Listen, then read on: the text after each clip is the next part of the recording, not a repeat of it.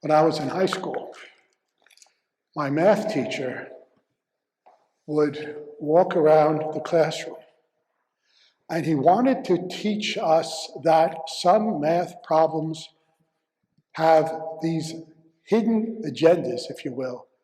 Some people call them red herrings, information that was not useful to solving the problem. And he would reiterate a quotation from an operetta, and I happen to be a fan of that genre by Gilbert and Sullivan. And he would walk around and say, "Things are seldom what they seem. Skim milk masquerades as cream." For those of you who Gilbert and Sullivan, that's from HMS Pinafore.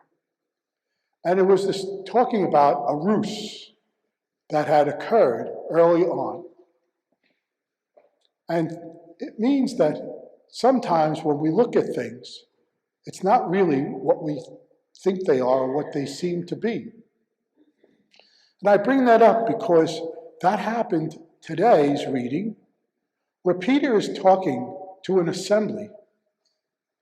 And the assembly is made up of Jewish people who are now following the Christian way, and of non-Jewish people, Gentiles, who also want to follow the Christian way. God knows differently. God sees differently. And he speaks to all. And the Jewish people who are now converts, they call them the circumcised, complained about the Gentiles, or the uncircumcised, receiving the Holy Spirit. They could not see the ruse. They could not see that God appears to all people. He speaks to all people, and he comes to all people. And that day, as Peter was teaching these people, the Holy Spirit came upon all of the assembly. God sees things in his own way, not as we see them. And that's why we need the Holy Spirit to understand that. Today's gospel follows a similar situation. Now, the story is a continuation of last week's story. Now, this is Jesus at the Last Supper, giving his disciples kind of a cram course in everything that he taught them over the last 3 years. And everything he's teaching them now are the most important points. So last week he told them a story about the vine and the branches, and how we have to be connected to Jesus in order to bear fruit. So he continues that story today in talking about love and what that fruit will mean and what our service will call us to do. Now, John was the last of the gospel writers, and he's writing many, many years after the resurrection, after Peter had been martyred, after Paul had been martyred, and it's many years later. And he's writing to a church that's in persecution. And he's writing to a church that has many other thinkers that are trying to figure it out, and they're not entirely correct. And so John is talking about the life of Jesus, and he's also trying to instruct the people at the time who are struggling, as I said, with persecution, and also with all these contrary thoughts. One of those, a group of people, were called Gnostics. And their focus was knowledge. Interesting, Gnostics has a silent G, and knowledge has a silent K, but that's English, not in Greek. But these Gnostics believed that knowledge was God. Knowledge was the top. And John is teaching that knowledge is important, but knowledge is not the top. It's important that we understand that God knows us and wants us to know God. And so Jesus tells us, you will know the Father when you know me. That's the lesson for today he's trying to bring forth in refuting the Gnostics. For those who know Jesus, we will love one another. We are called to a higher level of service.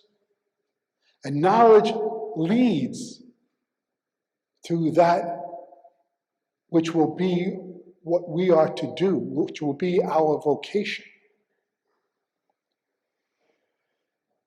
This is a special calling. It's a special type of love. It's sacrificial love. In Greek, there are two words that are used in today's gospel. Now, I didn't read it in Greek. I researched this. Father read it in Greek, not me. One of those words is called agape. Agape. The other one is philia. Philia.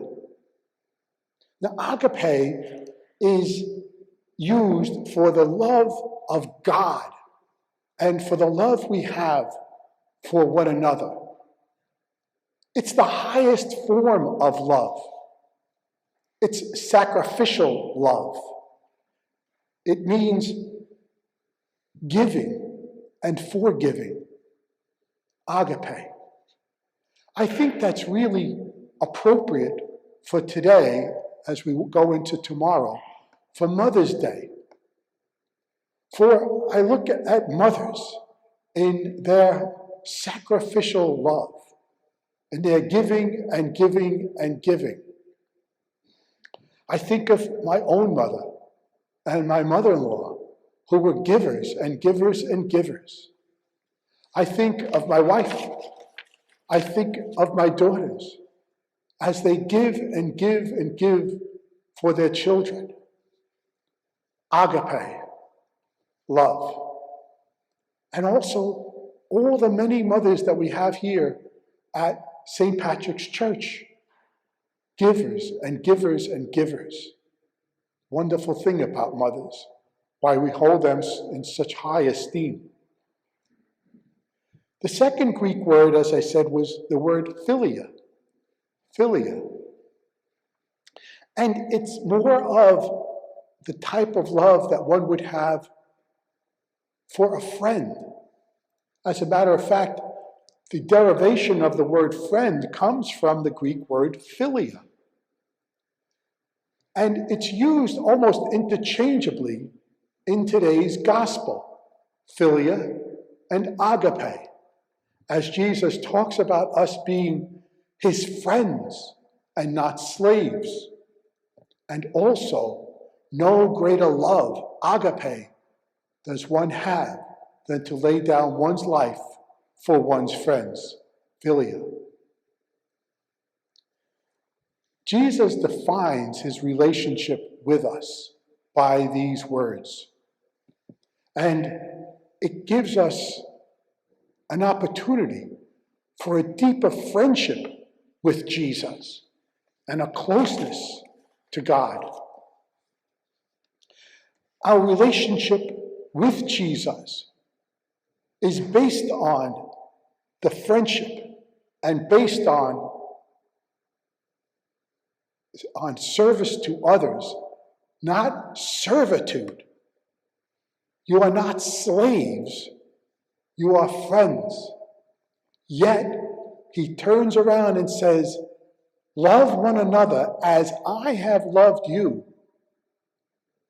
And remember in John's Gospel at the Last Supper, where Jesus took off his outer garment, his cloak, put a towel around his waist, and washed the feet of his apostles.